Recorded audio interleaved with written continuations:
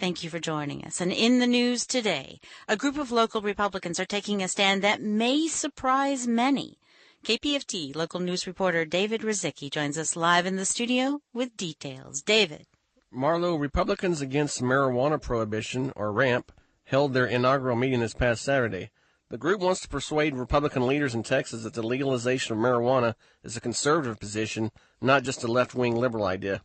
RAMP's Assistant Executive Director, Zoe Russell, says the prohibition of marijuana goes against Republican principles of small government, fiscal responsibility, personal liberty, and free markets. We do support full legalization in Texas. Right now in 2015, we think it's the most practical thing to support decriminalization or reduction of penalties for small possession charges. That would make a huge impact, a huge beneficial impact in Texas.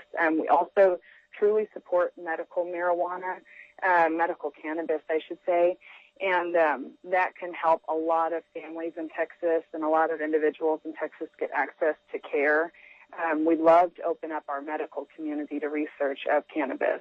So those are our first steps to getting to full legalization, but we are against the prohibition of the plant. And we think that the main issues with violence and black markets come with the prohibition of the plant. So we do want to bring this market entirely out of the underground and into storefronts eventually. We just think it's the best way.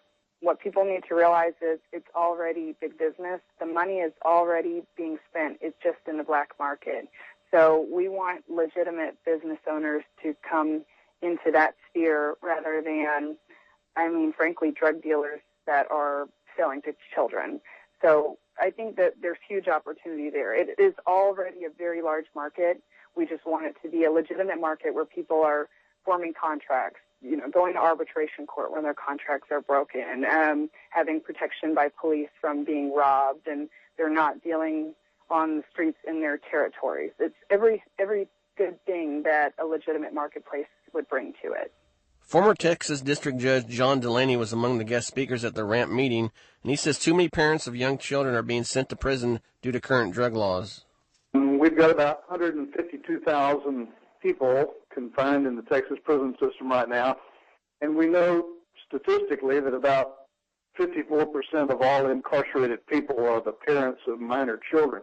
So that works out to somewhere around 82,000 parents are locked up in state prison, and that means that children are going without a parent because of being confined because of a drug offense.